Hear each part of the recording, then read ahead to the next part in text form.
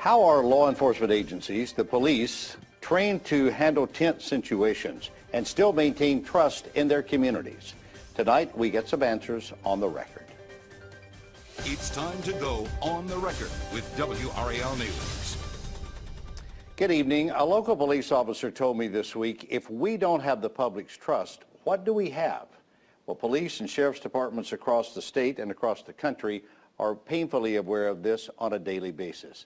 Then Ferguson or New York happens, and the tension in communities with law enforcement ratchets up. So how do we, all of us, get through this? We're going to talk about it tonight, and we begin with this report from WRAL's Amanda Lamb on an effort by one group to help authorities maintain the public trust while simply doing their job. I can't breathe! Daily protests like this one in Durham are reminders that police are on the front lines of growing unrest across the country. Ferguson, Missouri is not that different a community from Garner, North Carolina. Garner Police Chief Brandon Zudima constantly talks to his officers about diffusing tense situations. The police officers get put in a very difficult spot. You're ordered to disperse! Often having to make very quick decisions with not always a lot of information. Many agencies are turning to groups like the International Academy of Public Safety in Holly Springs for help. It offers in-person and online leadership training. So this site is customized for this sheriff's department in Houston. Correct. That's correct. When an organization adopts this content, they're actually being proactive to change the environment within. Chris Hoyne has spent 2 decades with Cary Police. The strategies of being a leader are about self-awareness, are about emotional intelligence. You know, what is character building? You've got to understand what's your boiling point.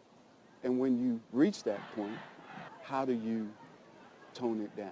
Wellington Scott served on the Highway Patrol for 28 years. As law enforcement officers, we've got to empathize with the citizens that we serve and leave that situation, whatever it may be, better off than it was when we arrived at the scene. Garner Police have used the Academy's Credible Leadership program since March, and the chief tells us it's working. You know, you always have to continue to work at not only earning but maintaining the public's trust.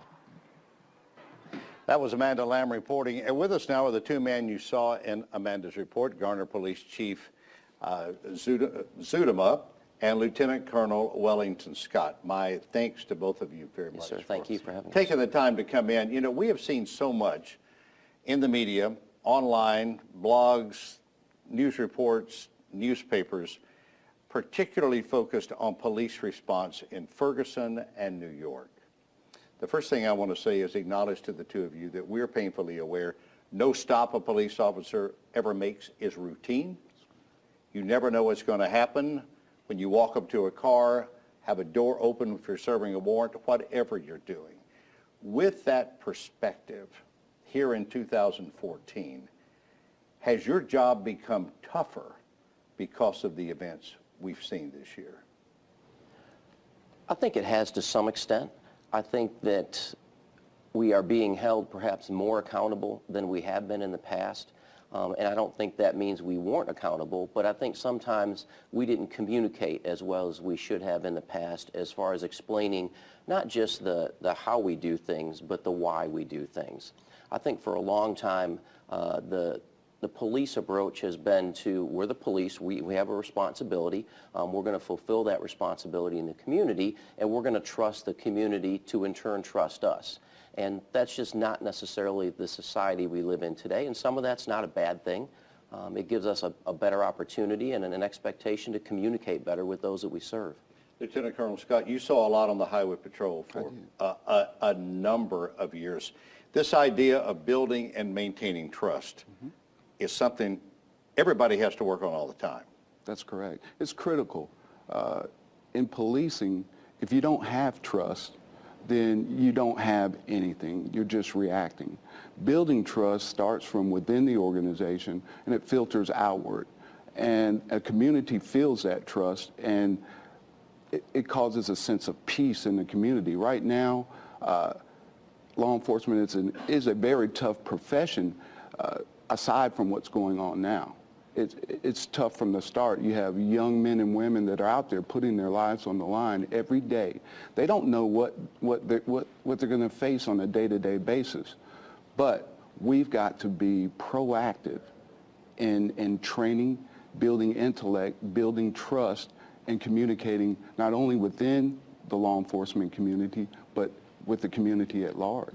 And when you're training, when you were in training to become a state trooper with the North Carolina Highway Patrol, Chief, when you were in training to become a police officer, you're taught, I've got to believe, patience is key in just about everything you do, while having to make a split-second decision that could mean life or death.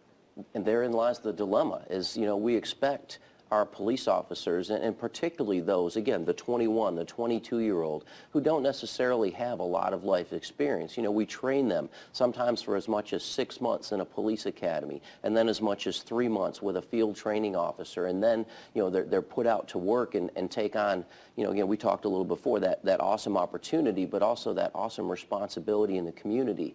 And then at 2 o'clock in the morning, when something has gone horribly wrong, they have to make that split-second decision. Do I intervene? Do I not intervene? Do I arrest? Do I not arrest?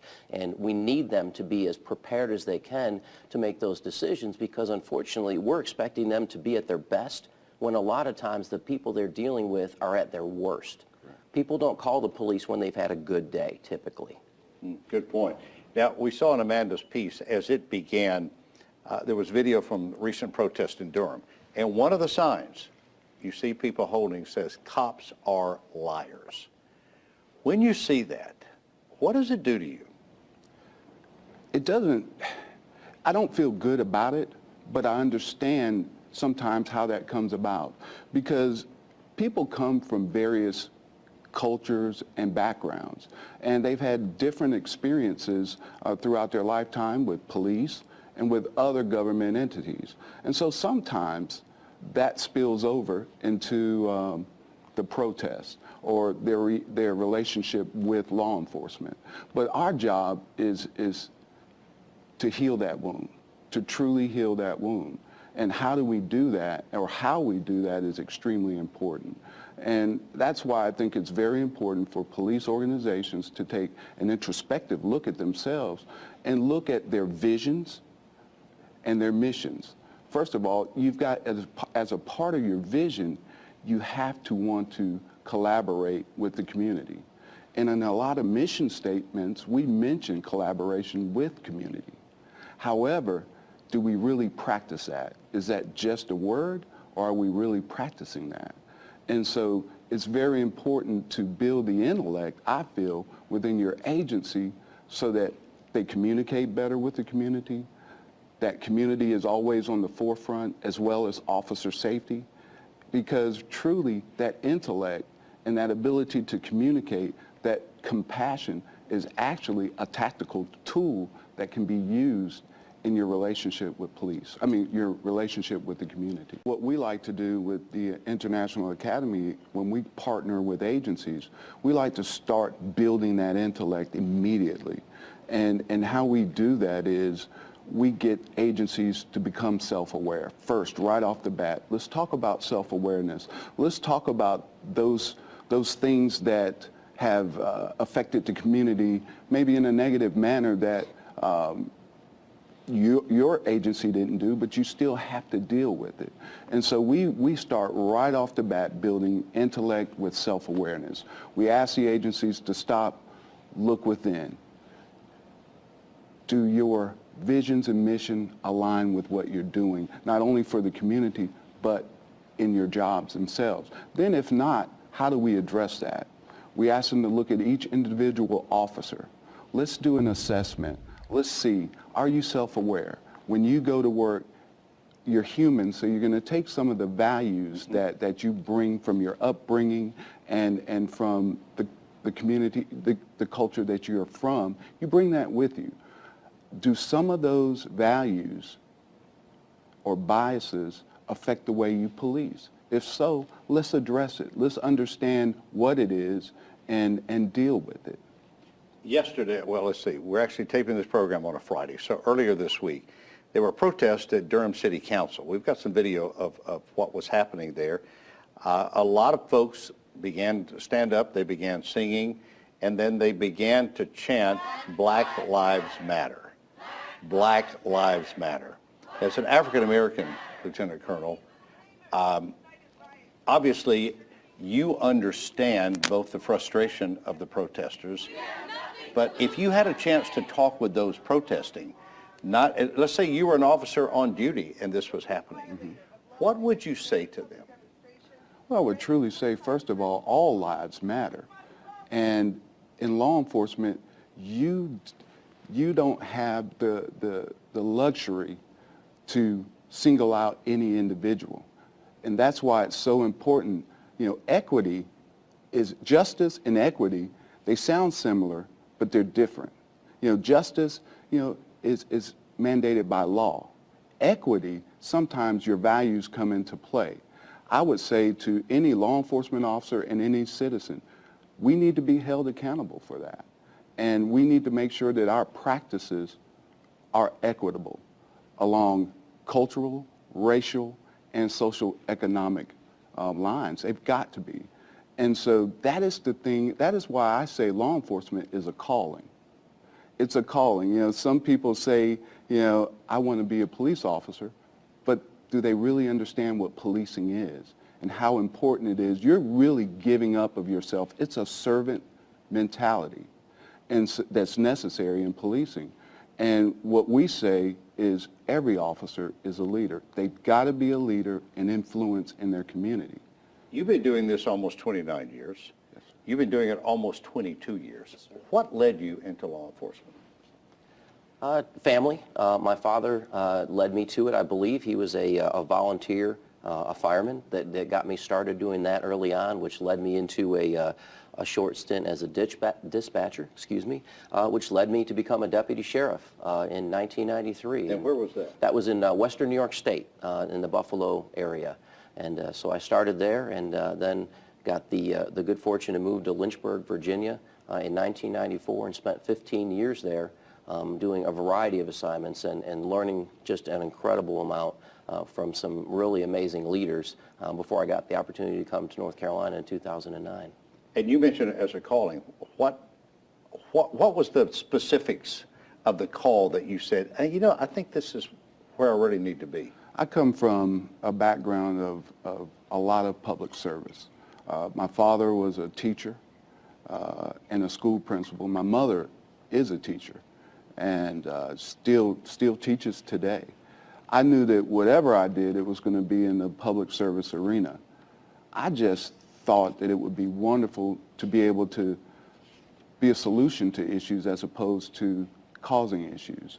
And so that's why I got into policing and the highway patrol. I wanted to help others. And I still want to help others. I love the profession. I think it's not going anywhere. Policing is necessary. You've got to have law enforcement in order to have order. You have teaching in your family history. You're married to a teacher. Yes, sir. You mentioned. So you have both of these sort of going together. Gentlemen, I really appreciate your time and your insight to come in, because each of us, when it's something that may sound as simple as a blue light going off behind us or turned on behind us in the car, our stomach sinks immediately. Of course. What have I done? Am I in trouble? Didn't know I was speeding, whatever. That's on I think the lower end of the spectrum, to the upper end where you don't know what you're going to face in a life and death situation. And for that, we appreciate what you do and your insight. And may we not have anything similar to Ferguson or New York ever happen here. Amen. Call on us anytime.